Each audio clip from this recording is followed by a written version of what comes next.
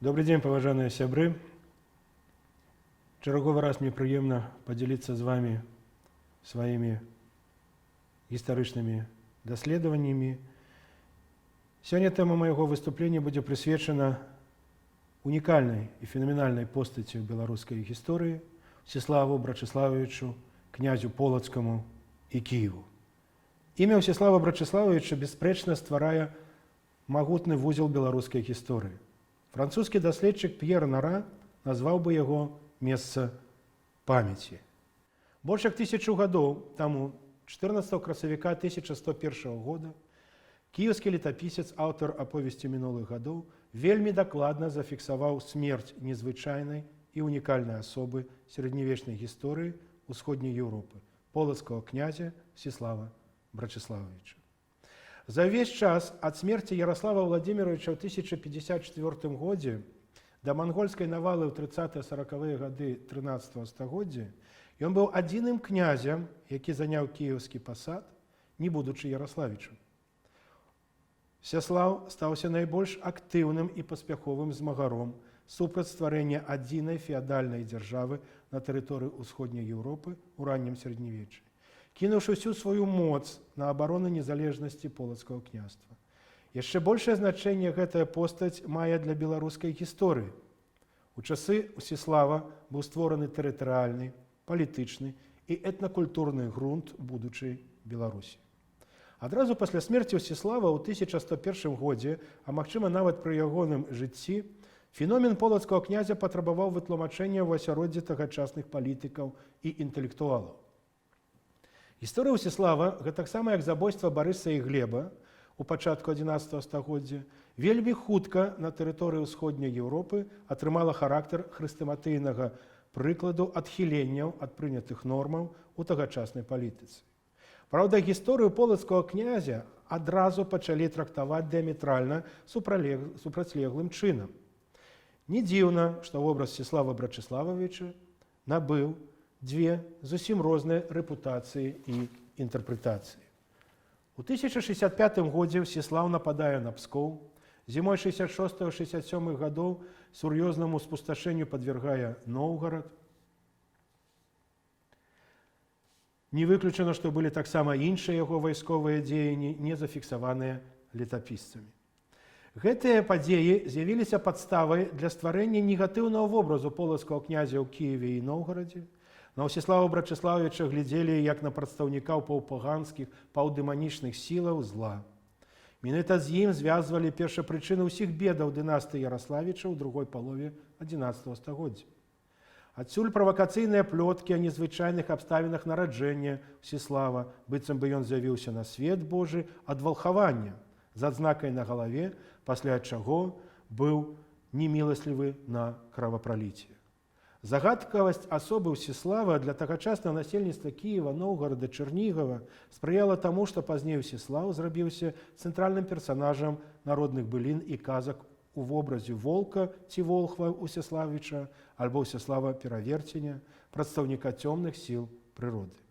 На фармаванне негатыўнага вобразу полацкага Всеслава ў большай ступені паўплывалі адносіны суседзяў-канкурэнтаў да яго і яго дзяржавы. Па-першае, існаванне незалежнага і даволі багатага Полацка было сталай пагрозай ідэалогіі кіевацэнтрызму, якую актыўна ўсталёўвалі ва ўсходняй Еўропе Ярославічы. Кідаецца ў вочы, што вайсковыя выправы паўднёва-рускіх князёў на полацкую землю вылучаліся жорсткасцю і лютасцю на фоне звычайных тагачасных вайсковых кампаній. Па-другое, гісторыя Всеслава Брачыславовича мела далёка ідучыя наступствы ва ўнутранай палітыцы Русі на яе паўднёвых тэрыторыях. Менавіта полацкі князь сваімі актыўнымі дзеяннямі разбурыў раўнавагу падзелу ўлады паміж Ярославічамі і паспрыяў актывізацыі рэгіянальных этнакультурных працэсаў на тэрыторыі ўсходняй Еўропы. Звернем увагу яшчэ на адзін важны момант. Усе, хто в 11 стагоддзі выступаў супраць Кіева і асабліва Ярослава Владимировича, а пазней яго трох старэйшых сыноў Ізяслава, Святаслава і Усевалада, разам альбо паасобку, ужо суайчыннікамі, летапісцамі і палітычнымі ідэолагамі залічваліся ў ворагі. Да іх ліку можна аднесці Святаполка і Мсціслава Владзіміровіча, братоў Ярослава. У наступным пакаленні ўнукаў апошняга Расціслава Владзіміровіча, Олега, Глеба і Романа Святаславовічаў, а таксама сваяка Усяслава Брачыславовіча. Падобную тэндэнцыю падтрымалі і развіваюць большасць гісторыкаў на працягу ўжо некалькі стагоддзяў. Абарона штучна створанай навукоўцамі старажытнай Русі да сённяшняга дня з'яўляецца характэрнай рысай пераважнай большасці гістарычных даследаванняў, прысвечаных мінуламу ўсходняй Еўропы 10-го сярэдзіны 13 стагоддзя. З другога боку, вераломства Яраславічаў у ліпені 1067 года, калі яны далі абяцанне пакою на крыжы і, не тлумачачы прычын, парушылі яго, нечакана зрабіла Мсціслава Брачыславовіча маральным аўтарытэтам на Русі.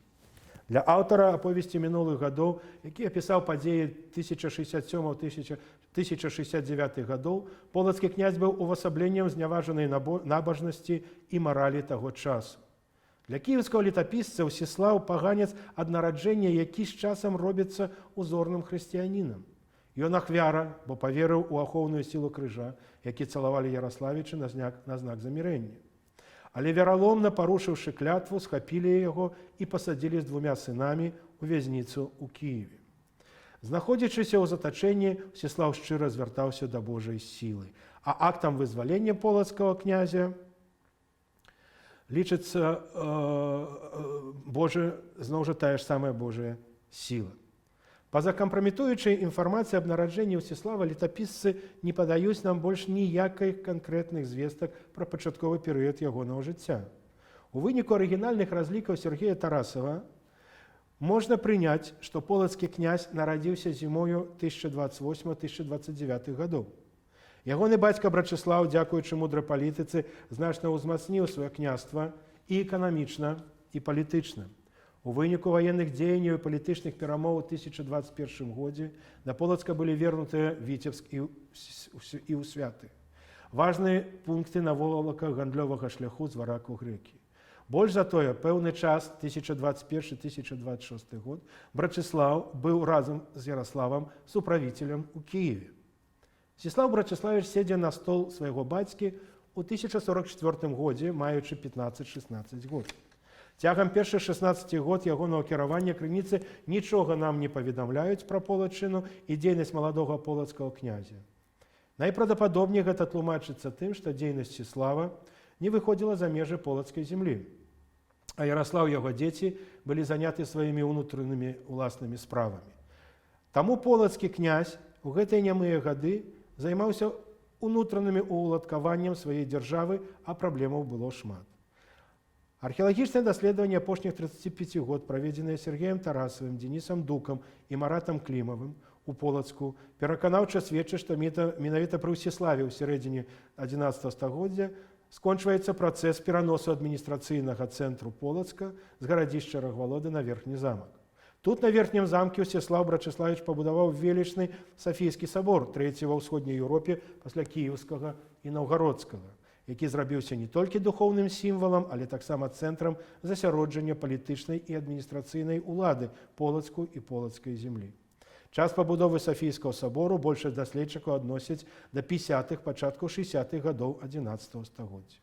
Падчас свайго незвыкла доўгага княжання Мсціслаў Брачыславіч актыўна займаўся умацаваннем вонкавых межаў полацкага княства і пашырэннем яго тэрыторыі.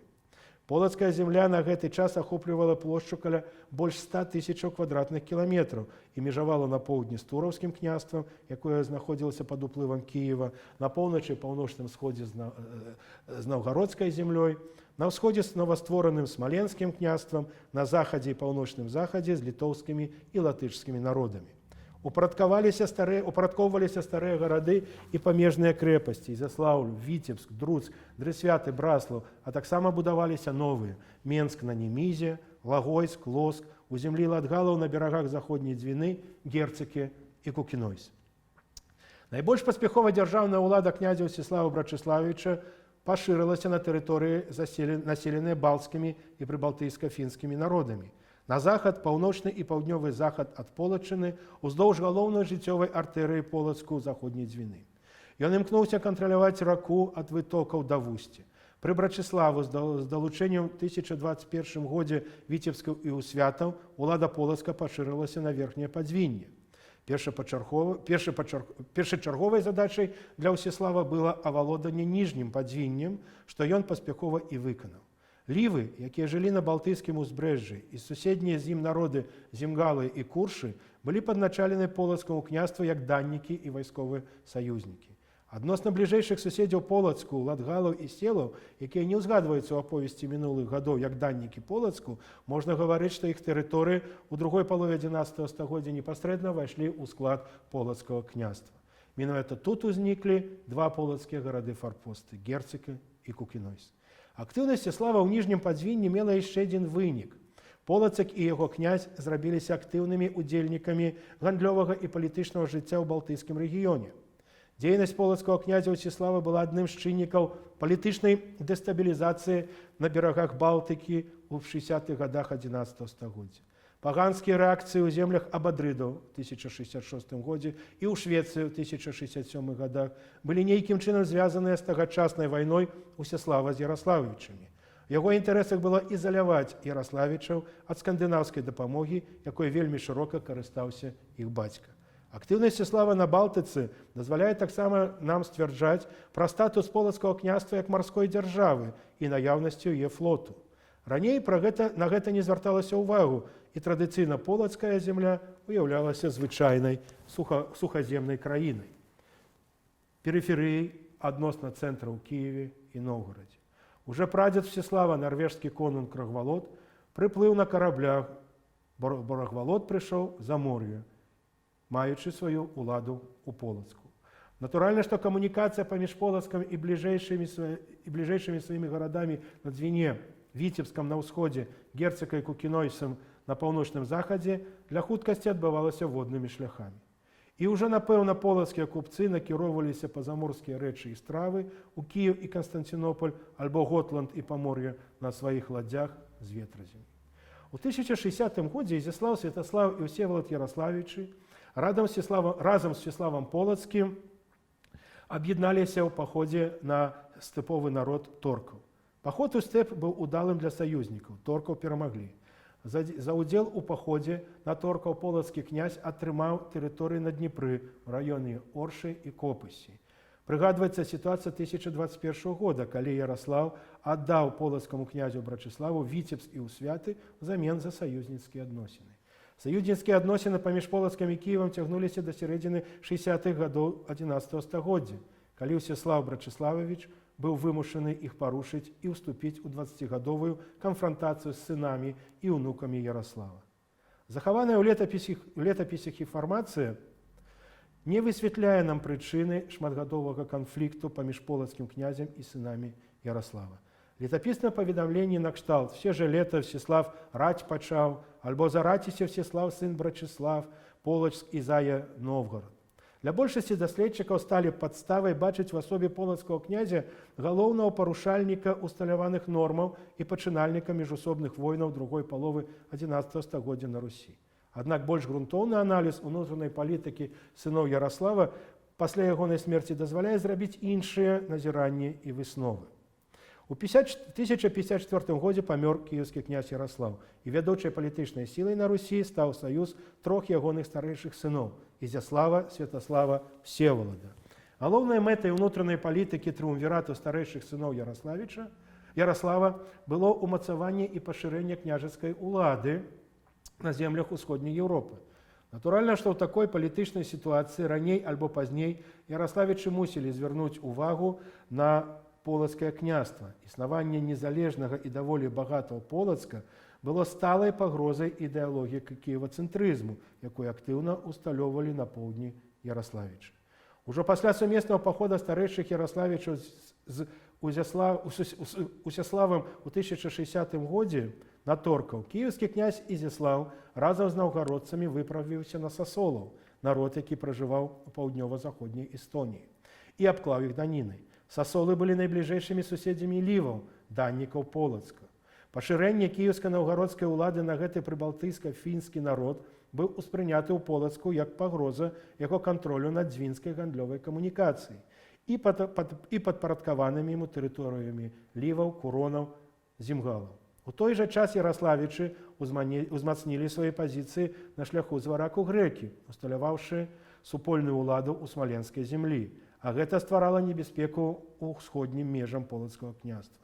Менавітае жаданне перашкодзіць памкненням стварэння адзінай дзяржавы і ўзмацнення пазіцый яраславіча у раёне паўночных і ўсходніх межаў полацкага княства, а таксама ў ніжнім падзвінні, у раёне дзвінскай камунікацыі, якая ад пачатку існавання знаходзілася пад кантролем Полацка, з'явіліся галоўнымі прычынамі канфрантацыі Усяслава з кланам Яраславічаў. Барацьба полацкага князя з яраславічамі падзяляецца на два этапы. Першы 1065-1071 год і другі 1077-1085 гады. На першым актыўнейшы быў Всеслаў Брачыславіч. У 1065 годзе ён напаў на Пскоў, зімой 66-67 гадоў на Новгарад. Пры гэтым у Новгарадзе Всеслаў прайшоўся агнём і мечом па горадзе і абрабаваў святыню, Сафійскі сабор. Дадзены ўчынак полацкага князя сведчыць пра тое, што ён наважыўся на сур'ёзны канфлікт з яраславічамі. У дзеяннях Всеслава заўважаецца спроба нейтралізацыі Новгарада, яго падпарадкавання Полацку, што дазваляла ўзмацніць кантроль над балтыйскім узбярэжжам. Больш за тое, наўгародскі паход Всеслава распачаў цэлы ланцуг падзеяў, якія скончыліся найбуйнейшай за паўстагоддзя палітычным крызісам на Русі. Адказ яраславічаў быў жорсткім. Браты, аб'яднаўшы свае войскі, вырушылі ў кірунку паўднёва-заходніх межаў зямлі. У бітве на Немізе, якая скончылася перамогай паўднёва-рускіх князёў, аднак пагроза з боку Всеслава не была ліквідавана. Праз 4 месяцы 10 ліпеня 1067 года яраславічы запрасілі полацкага князя на перамовы з мэтай заключыць перамір'е. Пры гэтым цалавалі крэст, кляліся ў веры і несатварэнне зла. Аднак, падмануўшы, схапілі Всеслава з 2 яго сынамі, прывезлі ў Кіеў і пасадзілі ў пору. Пад наступным 1068 годзе ў аповесці мінулых гадоў паведамляецца пра напад на рускую землю полаўцаў, які скончыўся страшэннай паразай войск 3 братоў яраславічаў над ракой Альтай у пераслаўскай землі. У той сітуацыі кіяўляне пажадалі ад князёў і ваеводы зброі і каней, каб выступіць супроць полаўцаў. Адмова іхным жаданням спрычынілася да таго, што кіеўскія людзі, хутчэй за ўсё з намовы купцоў полацкага дома ў Кіеве, вызвалілі з турмы споруба Всеслава і абвесцілі яго сваім князем. Ізяслаў уцёк з Кіева ў Польшу па дапамогу. Летапісец пракаментаваў гэта ўсё як божую кару за здраду яраславічаў, дадаючы пры гэтым, што Всеслаў сидзеў на кіеўскім пасадзе 7 месяцаў. 7 месяцаў, згодна інфармацыі летапісу, ад 15 верасня 1068 года да канца красавіка 1069 года Всеслаў займаў кіеўскі прэстол. Як бачым, кіеўскі перыяд жыцця Всеслава быў кароткім і не адлюстраваны ў летапісах, толькі ці так безнадзейныя нашыя веды пра дзейнасць полацкага князя ў Кіеве? Ці не сутыкнуліся мы сітуацыі, калі кіеўскі летапісец свядома замоўчвае пра яе? Бо цяжка сі ўявіць, каб такая актыўная асоба, як Всеслаў, 7 месяцаў бездзейнічаў. А ён, як можна здагадацца з падтэксту ці маўчання летапісаў, выглядае хутчэй пакорлівым новаахрышчаным паганцам, які вельмі заняты пошукамі глыбіняў хрысціянскай духоўнасці. На самой справе Всеслаў Брачыслававіч, калі быў кіеўскім князем, выкарыстаў сваё становішча, каб максімальна перашкодзіць яраславічам пабудаваць цэнтралізаваную імперыю ва ўсходняй Еўропе. За час свайго панавання ў Кіеве Всеслаў наладзіў добрыя адносіны з адной з самых аўтарытэтных асобаў Русі таго часу Антоніем Печэрскім, а праз яго са Святаславам Яраславічам. Бо калі вярнуўся Ізяслаў у Кіеў, як піша летапісец, то вельмі апошні гневаўся на Антонія за Всеслава. І тады Святаслаў ноччу перавёз Антонія ў Чарнігаў. Найбольш правдападобна, што Всеслаў здолеў зацікавіць Святаслава і Всевалада новымі тэрыторыямі ўзамен за лаяльнасць. Паміж ім і астатнімі яраславічамі была заключаная карысная для абодвух бакоў дамова коштам збеглага ў Польшу Ізяслава. За сабой Всеслаў пакінуў Кіеў, натуральна Полацак і дадаў Смаленск. Чарнігаўскаму князю Святаславу адышоў Новгарад, бо бачым там ягонага сына Глеба. а пераслаўскаму князю Всеваладу дасталася Валынь, дзе сустракаем ягонага сына Владзіміра, будучага Манамаха. Пасля перамогі над Яраслававічамі у пачатку верасня 68 года на райце Альта полаўцы не пакінулі паўднёвых абшараў Русі. Амаль праз 2 месяцы у канцы кастрычніка яны напалі на Чарнігаўскае княства. Летапіс інфармуе нам, што Святаслаў Яраславіч Чарнігаўскі, сабраўшы 3000 ваяроў, выступіў супраць нападнікаў. 1 лістапада каля горада Сноўска рускія войскі перамаглі полаўцаў, захапіўшы ў палон іх правадыра. Натуральна, імя кіеўскага князя часоў бітвы пад Сноўскам Усяслава Брачыславіча свядома замоўчвалася аўтарам летапісу ў пачатку 12 стагоддзя, які ажыццяўляў палітычную замову, закладзенай Усеваладам Яраславічам, кіруючай на той час у Кіеве княскай дынастыі. Згодна гэтаму паведамленню, уся слава пераможцы над полаўцамі была аддадзена Святаславу Яраславічу. Але варта задумацца, ці настолькі моцны і ўплывовы быў Святаслаў, а патэнцыял Чарнігаўскага княства такі магутны, што трохі больш за месячны тэрмін атрымалася сабраць даволі значнае войска, з дапамогай якога дасягнута адчувальная перамога над качэўнікамі. Хутчэй за ўсё мы маем сітуацыю, калі на чале арганізацыі абароны паўднёвых межаў Русі ад ворага стаў кіеўскі князь Всеслаў Брачыслававіч. Па-першае, ён выканаў патрабаванні ўзбунтаваных кіяўлян, даўшы ім, як яны прасілі у ягонага папярэдніка Ізяслава, зброю і каней. Па-другое, да кіеўскага апалчэння далучыліся дружыны Святаслава і Всевалада Яраславічаў, а таксама уласнае Усяслава. На чале новага войска стаў старэйшы з Яраславічаў, найбольш вопытны ў вайсковай справе, які быў непасрэдна зацікаўлены в абароне свайго Чарнігаўскага княства ад полаўцаў. Немалаважным у прызначэнні Святаслава ваеводам было добрае веданне ім тэрыторый, якія спусташалі качэўнікі. Сам кіеўскі князь застаўся ў сталіцы упарадкоўваць сваю ўладу і вырашаць бягучыя справы. Наступныя падзеі паказалі, што кіеўскі княжскі пасад быў навязаны Всеславу не ўласным жаданнем, а сілай абставінаў, якія ён максімальна выкарыстаў. У яго не было імкнення княжыць у Кіеве. Таму Всеслаў не надта жадаў абараняць горад у 1068 годзе ад польска-рускага войска на чале з Ізяславам і Балеславам Харобрым. Уначы полацкі князь пакінуў кіеўскае войска, вярнуўся дадому на Полачыну. Летапісец ніякім чынам не каментуе учынку Усяслава, не гаворыць і пра матывы ўцёкаў. Аднак іх не цяжка ўявіць, ведаючы ягоны характар і мэты ягонай новай палітыкі. Дакладнае прачытанне і цытаванне летапіснага паведамлення пра супрацьстаянне Усяслава і Ізяслава пад Белгарадам у 1068 годзе зрабіла полацкага князя на старонках навуковых працаў пераважнай большасці гісторыкаў баязліўцам. Толькі ці гэта так? Всеслаў не пажадаў уцягвацца ў вайну за кіеўскі княжскі пасад.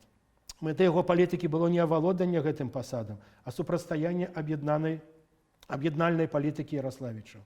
Уцякаючы ў родны Полацак, ён ведаў, што за час свайго побыту ў Кіеве ён зрабіў усё, што яму патрэбна, пасварыў Яраславічаў, аслабіў іх і тым самым узмацніў сябе і сваё княства. У 1069 годзе Ізяслаў Яраславіч з дапамогай польскіх войскаў выгнаў Усяслава з Полацка, і на беларускіх землях усталявалася захопніцкая ўлада сыноў Ізяслава Яраславіча і польскай князёўны Гертруды, дачкі Мешкі II, цёткі Балеслава II Храбрага.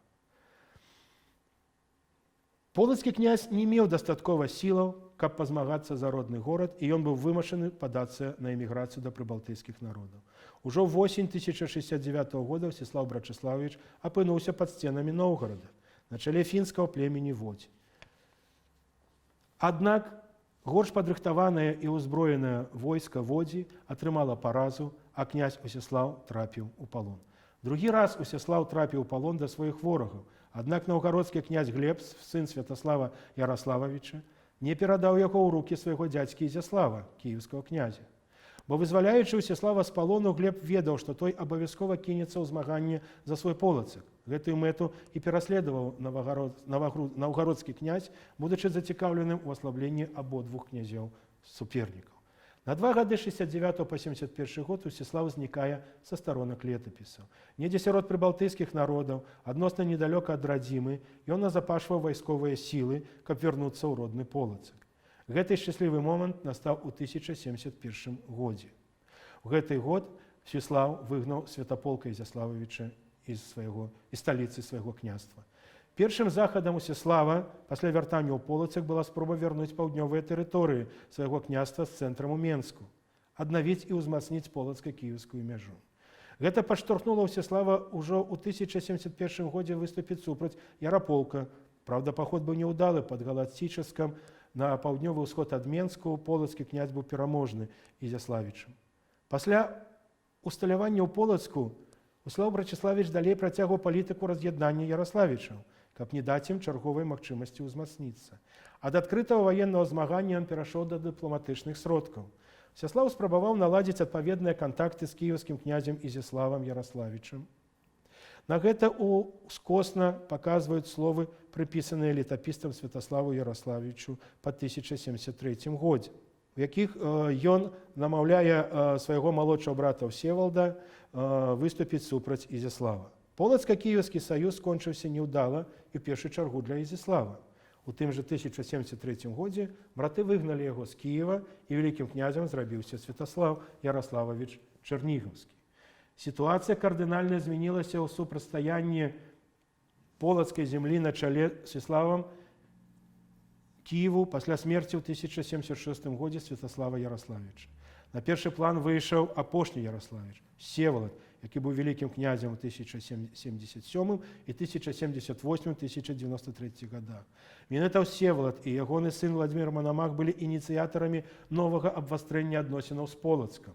Падпарадкаваць апошні Кіеву, за кошт яго пашырыць свае тэрыторыі, калі не, дык знішчыць і аслабіць полацкую зямлю і ейнага князя. Вось мэты іхняй імперскай палітыкі. Кідаюцца ў вочы, што вайсковыя выправы паўднёва-рускіх князёў на полацкую зямлю ў гэты перыяд вылучаліся лютасцю на фоне звычайных тагачасных ваенных кампаній. Улетку 1777 года Всевалад разам з Владзімірам Манамахам здзейсніў паход на Полацак. Зімою 1077-78 новы паход Манамаха разам з новгарадскім князем Святаполкам Ізяславічам на полацкую зямлю. Гэтым разам Яраславічы ў 1077 годзе упершыню выкарысталі ў міжусобнай барацьбе агульнаславянскіх ворагаў полаўцаў. У 1078 годзе адбыўся напад Усеслава на Смаленск і адказ Кіева, падчас якога былі знішчаны тэрыторыі Полаччыны ад Лукомля да Лагойска і ад Лагойска да Друцка. Нарэшце ў 85 годзе поўнае знішчэнне Владзіміра Манамаха Менска. А што Всеслав? Па магчымасці ён бараніў сваю зямлю, часам атакаваў суседнія варожыя тэрыторыі, як у 1078 годзе Смаленск ці трэці раз Новгарад. Але больш увагі полацкі князь надаваў унутраму упарадкаванню сваёй дзяржавы, адбудоўванню знішчаных гарадоў, умацаванню ўлады над падпарадкаванымі суседнімі балцкімі і фінскімі народамі, ды вонкавых межаў сваёй краіны. Шмат увагі Всеслав надаваў выхаванню сваіх сыноў, а было іх у яго 6: Давыд, Барыс, Рагвалод, Глеб, Роман, Ростислав і Святаслав Георгій. Нягледзячы на вялікія намаганні Всевалада Яраславіча, падпарадкаванне полацкага княства Кіеву не адбылося. Смерць Всеслава Брачыславовича ў 1101 годзе прынесла палёгку варожым полацку сілам, нашчадкам Яраслава, якія панавалі ў суседніх з ім княствах і Новгарадзе. Полацкая земля, падзеленая паміж сынамі Всеслава на ўдзелы, уяўляла ўжо меншую пагрозу для Кіева і Новгарада. А канчаткова полацкая пагроза знікла ў перыяд ад захопу Владзімірам Манамахам Глеба Всеславовича Менскага і ягонай смерці ў 1119 годзе ў Кіеве, ды высылкі часткі полацкіх князёў у 1129 годзе ў Візантыю Мсціславам Уладзіміровичам. Ліквідаваўшы Полацак як канкурэнта на палітычнай мапе ўсходняй Еўропы, нашчадкі Яраслава не змаглі вынішчыць вобразу Усеслава Брачыславовича з памяці кіеўлянаў і наўгародцаў. Яшчэ ў 1147 годзе, падчас бунту ў Кіеве супраць князя Всевалада Алегавіча Чарнігаўскага, кіеўляне папярэджвалі, што варта было бы яго забіць Всевалада, каб не зрабіць памылкі з Всеславам, якога ў свой час вызвалілі з поруба. У 1178 годзе летапісец тлумачыць паход Мсціслава Ростиславовича з наўгародцамі на полацкага князя Всеслава тым, што яшчэ дзед яго на полацкага князя Всеслава, тым, што яшчэ дзед яго таксама на імя Всеслав панішчыў Новгарад, пазабіраў царкоўныя сасуды і іншыя рэчы. Азначаная нами на пачатку тэксту супярэчлівасць ацэнак учынкаў і дзейнасці полацкага князя Мсціслава сярод суайчыннікаў, зафіксаваная ў крыніцах, захавалася і нават замацавалася ў сучаснай гістарыяграфіі. З пункту гледжання існавання адзінай старажытна-рускай дзяржавы альбо ўсходнеславянскага братэрства, Мсціслаў сепаратыст, які імкнуўся зламаць усталяваную сацыяльна-палітычную і гаспадарчую сістэму гэтай дзяржавы, пашырыць свае тэрыторыі коштам захопу новых земляў у суседзяў. Аднак з пазіцыі палачанаў насельніцтва полацкай зямлі Мсціслаў Брачыслававіч быў адзіным гарантам іх самастойнасці і абаронцам ад ворагаў. За Мсціслава Брачыслававіча полацкая земля канчаткова ператварылася у самастойную раннесярэднявечную дзяржаву, якая характарызавалася наяўнасцю ўсіх неабходных атрыбутаў і палітычных інстытутаў, стабільнай тэрыторыі, найвышэйшай улады в асобе князя, уласнай дынастычнай лініі, апаратаў прымусу і ідэалогіі, рэлігійнай арганізацыі і ўзброеных сіл. Гэта ўсё дазваляла полацкаму князю праводзіць незалежную ад якога-небудзь цэнтру вонкавую і ўнутраную палітыку. Частыя і зацятыя ваенныя сутыкненні з суседзямі сведчылі пра магутны эканамічны і ваенны патэнцыял гэтай дзяржавы. І, мусіць, мелі рацыю тыя, хто пісаў, што галоўнай мэтай жыцця Мсціслава было аб'яднанне вакол Полацка ўсіх крывічоў, якія пазней часткова трапілі пад уладу Новгараду, Пскову і Смаленску. На стварэнне крывіцкай дзяржавы былі накіраваны талент, энергія і жыццё, прызначэнне. На стварэнне крывіцкай дзяржавы былі накіраваны талент, энергія і жыццёвае прызначэнне полацкага князя Мсціслава Брачыслававіча. Дарагія сябры, хай асоба і гісторыя Мсціслава Брачыслававіча натхняе, надае нам сілы, моцы духа і здароўя.